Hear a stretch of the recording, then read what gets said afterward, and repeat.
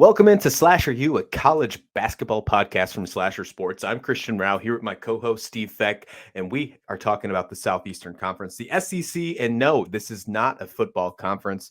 If you think that's a football conference, well, you haven't been paying attention.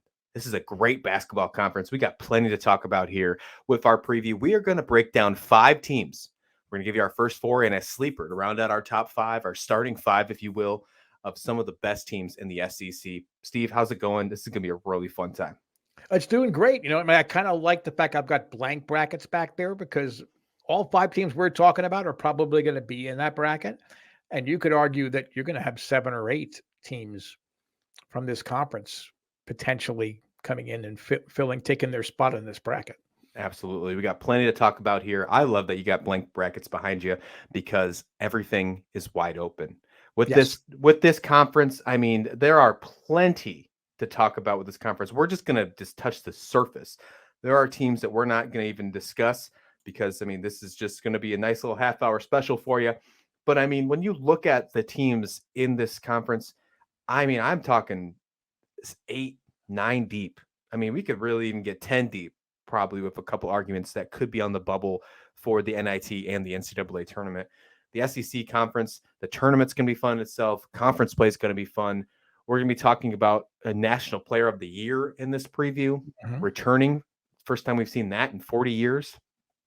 A lot of fun things to talk about with this one. So, Steve, you ready to get started with our first team of our SEC I am, preview? and we're starting where? We're starting with the Arkansas Razorbacks. That's where we're going first. I wouldn't say we're staying alphabetical order, nor are we staying with a team that we believe is going to be the best. But it's a fun one to start off with in my mind. Arkansas, the way that I see it here, Torvik gives them a 16 for rating. I really like what's going on with this team. I mean, when you look at the possibilities for Arkansas, I mean, it's just endless in my mind. I think that they have the opportunity to really be a top runner in this conference.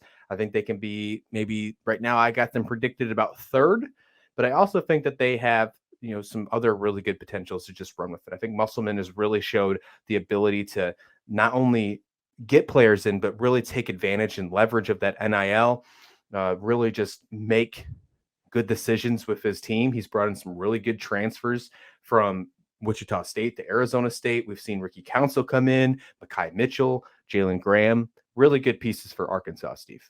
And now, when we're talking about most programs and most coaches, even the really good ones, if you're starting out the conversation saying between the draft and graduation, 7 guys are gone off of a team that ended Gonzaga's run. Gonzaga very well could have been the national champion. Arkansas knocked him out. Their entire starting 5 is gone. You would say, boy, this is a rebuild. This is a big challenge. All Musselman did was go out and get not only the best recruiting class in school history, the 2nd-ranked recruiting class from multiple sources, including Blue Ribbon, and their Blue Ribbon's pretty spot on a lot of the times as far as conference players of the year and recruiting class rankings at the end of the year. So Musselman just has figured it out. And you don't think of Arkansas necessarily as a traditional year in, year out. I mean, Nolan Richardson had some great teams there at Arkansas, but Musselman is putting Arkansas basketball on the map. And it's just amazing what happened. And quite honestly, Nick Smith Jr.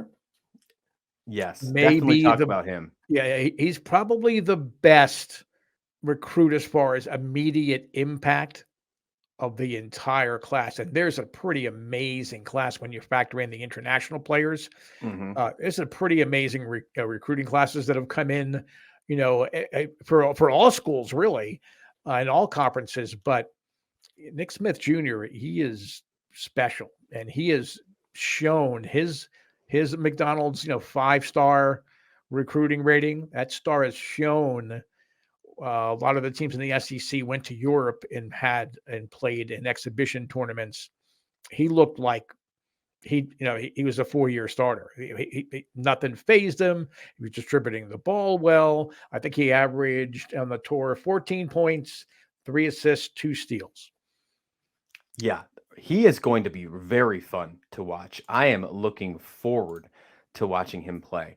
I mean, there's the opportunity that we probably most likely will see him start at guard. That could be a concern because he's a freshman, young guard, 5-star recruit. Yes, based on where we've seen everyone else. But I mean, come on. I mean, this is one fun player. We're going to see a lot of things. A lot of people think he's going to be the number one overall draft pick in the NBA draft. So we're not Yes. the only people who are going to be paying attention to this team. I see this team as a team who can easily get the 20 wins and have a +4, +5 win differential in the conference. That's a very good start. And that would probably leave them, well, I would say probably third or fourth in the conference, which is no eye to bat at. When you look at their schedule, pretty decent to start off with. You do see Louisville in November. However, we're not really sure what we're seeing with Louisville right now. And then they do have Oklahoma in December before they really start digging into SEC play. Their non-conference isn't the easiest, but it is definitely by far not the most difficult. Plenty of time for them to be able to figure out and get guys like Nick Smith on board before they get in the conference play. I like them as a 20-win team, Steve. Oh, absolutely. And you brought up a valid point about being concerned about Smith maybe starting as a guard as opposed to being, a small forward or a swing guy. Yeah. But again, going back to the Musselman recruiting class, there's a Texas high school kid named Anthony Black that's going to start at the point and started on that European tour for him. Mm-hmm. So there's not even a need to think about Nick Smith playing the point, because I think originally when he was recruited, that's what they thought was going to happen. But Black is considered the best point guard recruit in the country. Right. So you have a backcourt that literally are arguably the number one recruits at their positions, came in the same class, starting at the same time. I want to see what happens on the front line as well. It's not that they have a bad front line. Trayvon Brazile, who transferred in from Missouri last year, he had a really good tournament. He had a good conference tournament. He had a good NCAA run. So far in that European tour, it's shown that it wasn't a fluke, that he's ready to step in. But the guy that I'm really, really interested in is a kid named Jordan Walsh. He's another top 25 prospect. He has a 7'3" arm span. Oof. So, and he can shoot. So if he's helping not only inside, but also and defensively, all of these young kids, people rave about their defensive awareness. Mm-hmm. Arkansas, if this was the second year of this class and everybody stayed, I might be putting Arkansas as the SEC favorite. I think that inexperience at times, especially in this conference, because it can be a very physical conference, it might wear them down a bit. So potentially that inexperience and having never played at this kind of level, that might keep Arkansas just in the 16 discussion, just to the second weekend of the tournament. But this is a team. This is a must-watch team. We were talking in our Pac-12 previews of UCLA being a team you want to watch, and Oregon. But this team is going to be right there with them, especially if you love watching the future. I mean, the one and done scenarios creates a different time. But if you're an NBA fan and you're seeing a kid at Arkansas, now you're thinking, if you're a Cavs fan or a Knicks fan, boy, this guy would look great at the point. It would look good on the perimeter. So I'm really high on Arkansas. A year away, but for Musselman to replace all that he lost in one recruiting class, it's almost unprecedented. Let's talk about another team who lost a lot. And I mean a lot, probably more than any other team in the SEC, maybe even college basketball. And that's the Auburn Tigers. He's going to have a hard time trying to find spots from Walker Kessler and, of course, from Jamari Smith Jr. I think he did a pretty good job on the Walker Kessler side. He did bring in Johnny Broome, and I do think, transfer from Morehead State, I think that's a really good pickup for them. Unfortunately, I don't know if the pieces are there from making up from Jabari Smith, though. I think that there is some good opportunities for some guys to play. Obviously Wendell Green, Katie Johnson, or be some good guards in the back there. I'm worried about the 3 and the 4.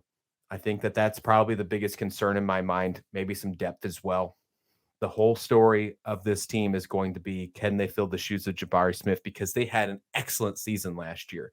I'm not trying to put them down by any means, because I do think they'll still be a decent basketball team. However, there are some concerns in my mind for this basketball team, Steve. Yeah, I agree. And it really, what it comes down to is defense. Defense. Yeah. A Bruce Pearl coach team, it's all about defense. It appears from all that we've researched and we've looked at is that he's brought in kids and transfers that will buy into his defense first philosophy. So that could be a saving grace. But just like we talked about how Musselman pulled off the miracle, the magic trick of all magic tricks, bringing in that recruiting class and replacing the starting 5+2. I think there aren't enough rabbits left in the hat here for Bruce Pearl, for Auburn to even be an NCAA bid team. I mean, because I love watching Auburn play and love that defensive first style. I want to see them there. I'm thinking that it just might be one of those things like by the end of January, Bruce Pearl's like, well, okay, we need to approach this a little bit differently, still play the defense, maybe get some more of their recruits more regular time rather than trying to keep pace with all of the greyhounds that are in the SEC here at the top. It's not in Bruce Pearl's nature to do that. So I might be just speculating and talking out loud here, but I think there is a chance for this to be a down year for Auburn. And when you say down year for Auburn, they're not making the NCAA tournament. They're going deep into the NIT tournament. That's a good way to look at it. I have Auburn on my preseason rankings for the SEC, finishing sixth. So I think I'm right with you. I do think that they are going to take a little bit of a step back. I could be shocked. They could find a replacement for the Jabari Smith. Right now, I just don't see it. I'm sure they're obviously working it through. I do think Broom has a really good Yes. upside. I think his ceiling is really high. But when I look at their non-conference, and obviously we know what they have to face in the SEC, do they get the 20? I think that's going to be a tough challenge for them. I can see them sitting around 19. 20 is tough. And I think that they can find a way to have a winning record in the SEC, but I think it's close, like a +1 or 2 win differential, like a 10-8 or something. I look at their non-conference schedule. They play Memphis, they play USC, they play St. Louis. I mean, it's not a walk in the park non-conference. So there's a lot of really, really tough games for this team. Can they figure it out and put it all together? The month of November should let them do that. I mean, they started off against George Mason. That's also not a walk in the park either. George Exactly. Mason's kind of on the up and up in the Atlantic 10. There's a lot of people thinking George Mason's the sleeper in the Atlantic 10 this year. And then you go against South Florida, who's also not a terrible team. So they start off probably, these are one of those teams that you can pay attention to. Some of the better games, probably initially right off the bat, based on competition wise, will probably involve Auburn versus their competition towards the beginning of next week. I'm really looking forward to that one. I mean, I'm actually looking at the schedule now, and I'm quite shocked that we get to see a game like that on the first game of the year for Auburn's against the George Mason team, who arguably could be one of those teams that could make the tournament. Probably not on an at-large bid, but still something to really pay attention to. I think Auburn's going to be. There's an opportunity Auburn could be in trouble, and we could be talking about this in a completely different light once we get towards March, Steve. I agree. And then I showed some restraint. I waited about 10 minutes into this podcast before I said guard play. Oh, fair. The fact that Katie Johnson and Wendell Green are back, that's going to lend some stability. They're both tenacious defender. Green is just a Tasmanian devil type defender. I mean, so right there in their backcourt, they're going to have a steadying presence. I can see them being effective getting the ball to Broom. I think Broom will use this pre-conference schedule to get adjusted and feel better. But it might even take him a week, a couple of games in the SEC to really adjust to that level. I mean, he was very good at Morehead State, in Ohio Valley Conference. I mean, it's a good conference. It's not the SEC. So, I mean, I think it's a matter of a lot of these guys getting comfortable, but by having those two guards in Johnson and Green, I think that's going to help them set the tone right off the bat, even with the tough non-conference schedule. Where look, we're playing defense, we're in your face, we are shutting down the perimeter shot. You're not going to drive on us. We're going to block shots. We're going to rebound. I think that will help give Auburn confidence. So that's where I could see what you're saying. That's 18, 19, maybe 20 wins. I think everything has to fall right in that scenario that we're talking about now. I mean, I'm looking more, I think, of a 16, 17 win team, which gets them to the NIT. And it's a program builder. It gives Pearl a chance to catch his breath, see what's happening in the conference, and see what he can do maybe more through the transfer portal to find guys that are going to fit his defense first. That transfer portal is just so interesting. Obviously, the one and done scenarios are interesting too, depending on what teams take that strategy. Obviously, teams like Duke love to take that strategy right now. What are we going to see other teams do? Like, are we going to see teams follow suit and not follow that one and done rule like a UVA and stick to following suit no matter what? Are we going to have teams like Duke always refresh their entire squad in and out? I mean, it's really crazy. But talking about this entire snapshot of this conference, it wouldn't be an SEC preview show if we didn't talk about arguably the front runner for the preseason award winner by many players, by many media, I should say, and that's Kentucky. Heartbreaking loss in March Madness by St. Peter's there. I know that one gives you a little smirk on your face, but this Kentucky team is reloaded. I mean, they're bringing back Oscar, who is the returning Wooden Award winner. This is the first time in 40 years we get to see that, Steve, that they're returning back the National Player of the Year. That's fun. I mean, that is a fun storyline in itself. You see this reloaded. You bring in Chris Livingston, who's a 5-star recruit. You bring in Antonio Reeves from Illinois State from a transfer. This has the opportunity to really look like a good basketball team. Kentucky, I mean, if you were putting out an NCAA tournament bracket right now and you had to fill it out and send it into Warren Buffett for your chance to win the Powerball, I mean, there's a strong opportunity that you'd have Kentucky in your Final Four. Yeah, I mean, it's hard not to. And then I was listening to Seth Greenberg on the Blue Ribbon basketball podcast, and I have a quote here from him. He said, "The standard in the SEC is still Kentucky." Yeah. And he feels, and he said, this guy, meaning Calipari, they're going to be a lot of fun to watch, and he's going to coach this team every day. And I think that is a key here. Calipari really loves this team. The fact that Oscar came back is just such a great bonus.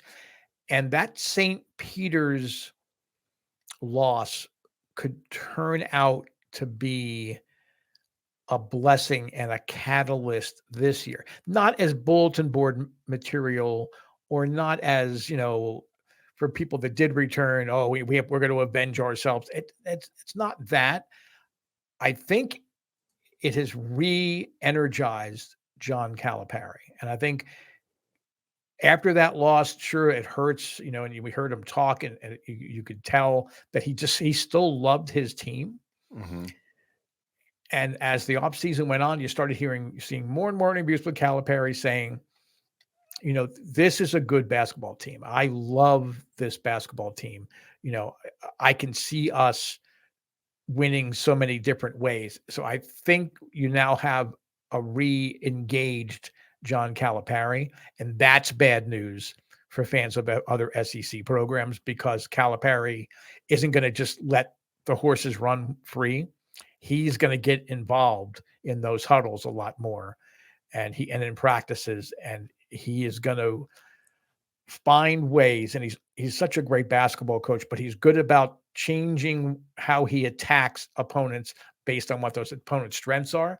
So for me, that's what makes Kentucky that much more dangerous. Now, admittedly, I don't have them in my Final Four, which we'll talk about later in the deal. But they're going to the 8. They're going deep, and if they can stay injury free and they don't get worn down in the warfare that really is SEC basketball, Kentucky could very well prove me wrong, and they could very well be in the 4.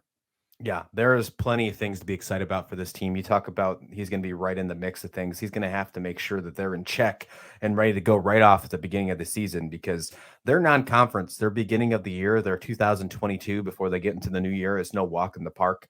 They are in some pretty interesting tournaments. We're going to see them against Michigan State. We're going to see them against Gonzaga, and we're going to see them against Michigan, UCLA before the year's up. I mean, there's some plenty good teams that we're going to see some great games. Probably some of the best games remaining in the year of 2022 will have Kentucky involved in them. I can see that Kentucky Gonzaga game on November 20th being an absolute game of the year moment somehow, some way. I think there's just some really good opportunities. We're going to really figure out what this team is right away. I'm looking forward to it. Calipari. Some people, I'll write a report thinking that if Calipari doesn't do well, he's in the hot seat. I just can't see it. No way. I mean, I can't see Kentucky finding a way to move away from John Calipari. Not right now. Not what he does with this team. Not how year in and year out they have at the top of they're at the top of the rankings.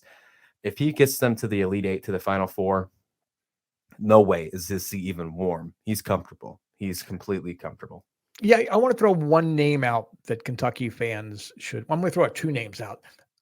Jacob Toppin is a good basketball player. Mm-hmm. Calipari has been saying since he got him to transfer in from Rhode Island last year that Toppin's going to be a high first-round draft pick in the NBA. So he could be a nice number 2 option for Kentucky. Take some of the pressure off to Sewebe. Wildcat fans, cut Siobhan Wheeler a break. Okay, did he turn the ball over at costly times last year? Yes, he did at times. Okay, did he struggle from 3 points? Yes. He is the oil that allows this engine to run smoothly. Okay, so as much as you love Oscar, and Oscar has earned that love. He's so good with fans and, spends time before and after games with kids and goes to high schools and grammar schools. You don't see many college kids doing that. Wheeler, you're turning him into the anti-Oscar, and that's not fair. He's a good point guard, and you're going to be happy you have him once we get to the SEC tournament and the NCAA tournament. He is that grease. He's that oil that's going to keep things moving. I agree. I think that there's a really, really good team in front of us with the Kentucky Wildcats. The only team in my mind who can run for the regular season against Kentucky is the Tennessee Volunteers. I think there's a really strong opportunity for Tennessee to make a shine in the SEC in the regular season, giving themselves a nice high seed for the tournament. And I think that revolves around, I know there's not a lot of postseason experience, if you will, on this squad, but I think it revolves around Tyreek Key. I think Tyreek Key is going to be one of those players that really steps up and plays really well for them coming in from Indiana State. I know that he didn't play last year because of a shoulder injury. He did have, I think he had surgery on it as well. He missed the entire season last year, but in 2021, he was the All Mountain Valley Performer of the Year, right? So this is something to keep in mind. Tennessee is one of those teams that are interesting to me.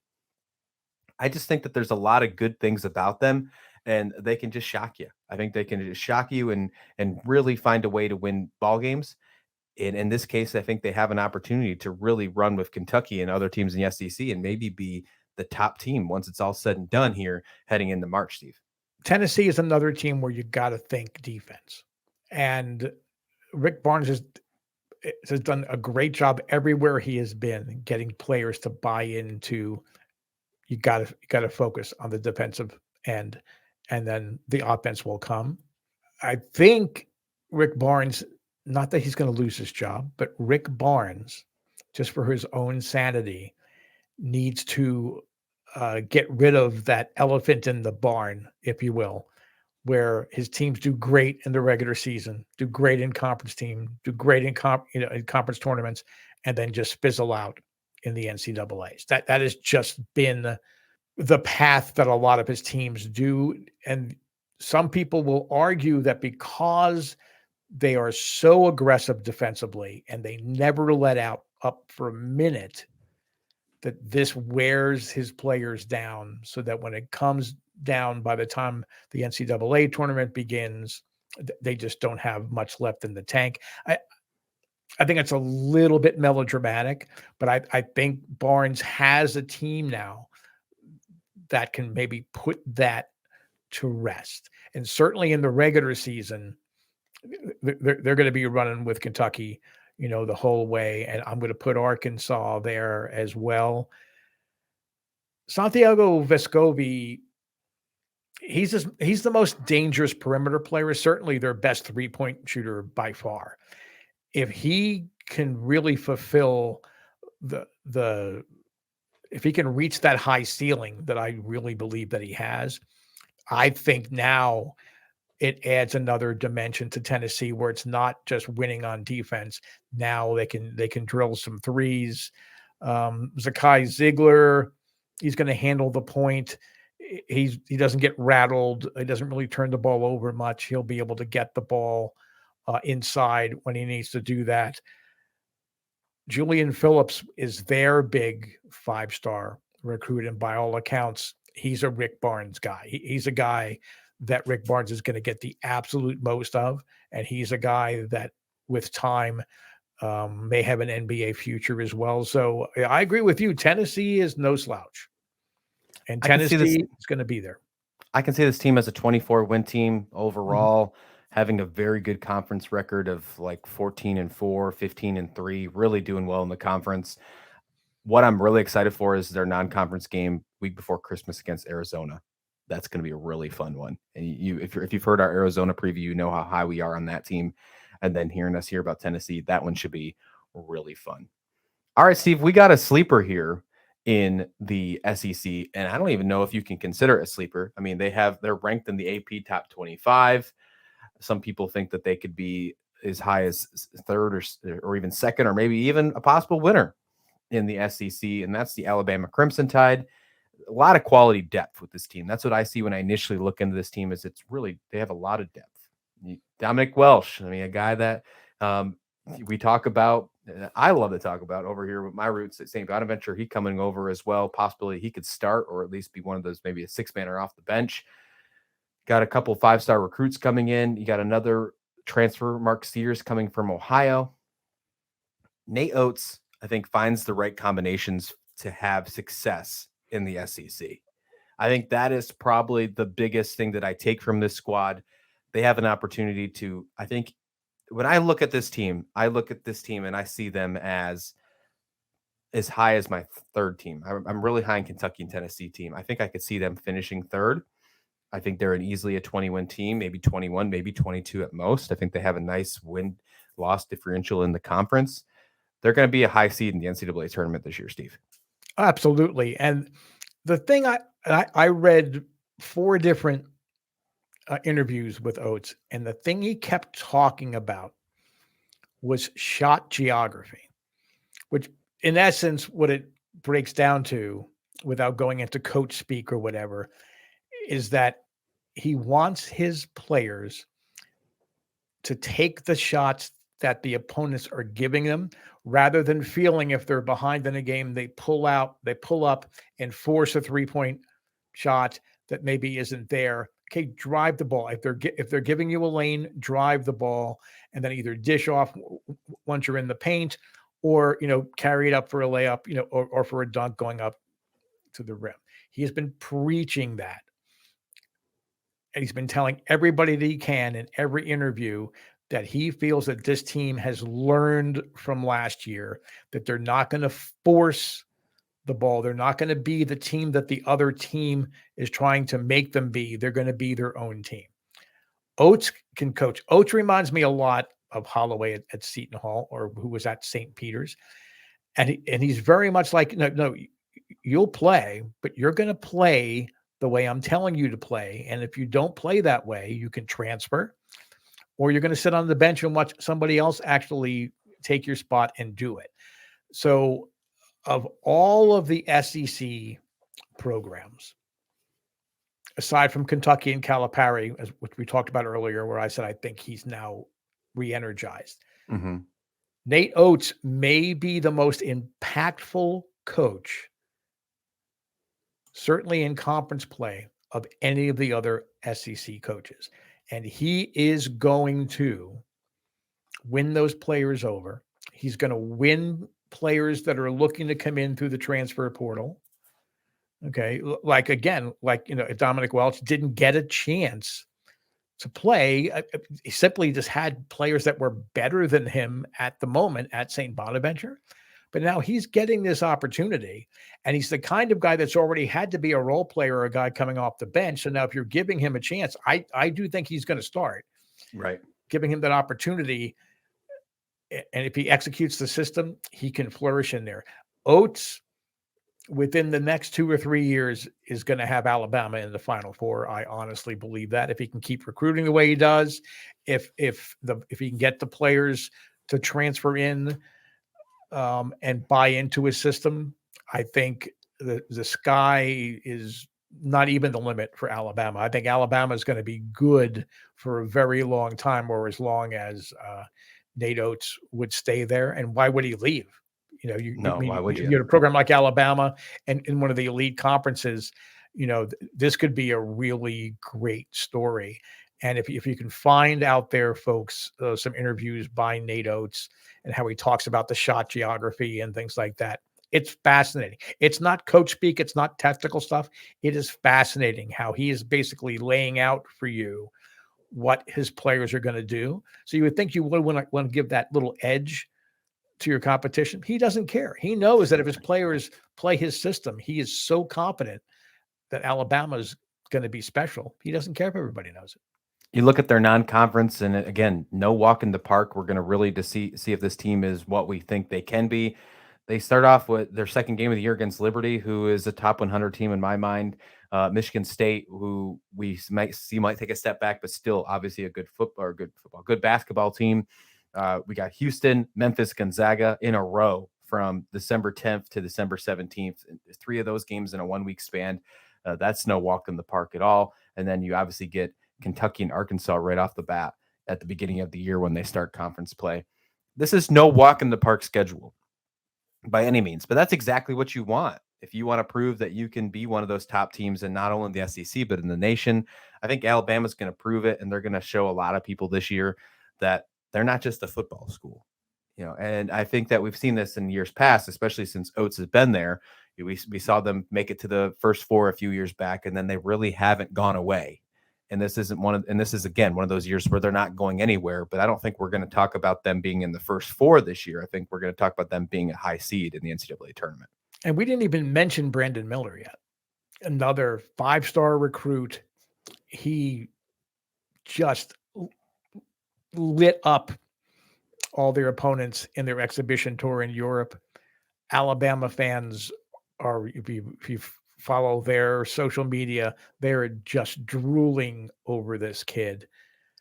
He would answer a lot of problems, because I don't know how well Alabama might match up in the front court against some more elite opponents. But I mean, if Brandon Miller can translate what he did in these tournaments and in some of the under 18 teams he played on, and he can make an impact right away, great year for the Crimson Tide. Yeah, I'm with you. I'm saying 22 wins, 21, 22 wins. I think they can find a way to be second, third in the conference, and they're going to have a high seed. With that being said, they're probably going to have a 13, 14 conference win season, and that's a huge win for Nate Oates. All right, everyone. Thank you so much for joining us for the SEC college basketball preview. This was a blast. If you want more of this content, more college basketball or more college football content, just college sports in general, head on over to our YouTube page where we have over 100 videos of specialized content throughout the college football and college basketball season. And we're bringing up more every single day. New content posted daily, more than just one video, sometimes up to 20 videos per day. And of course, check out our podcast feed where we always drop new episodes on the daily as well, except Sundays. So 6 days a week there. If you're looking for more content coming up, we have the women's preview. That's gonna be hitting the feeds on Wednesday. So looking forward to that one. We're gonna break down some of the top teams in women's basketball you should be paying attention to.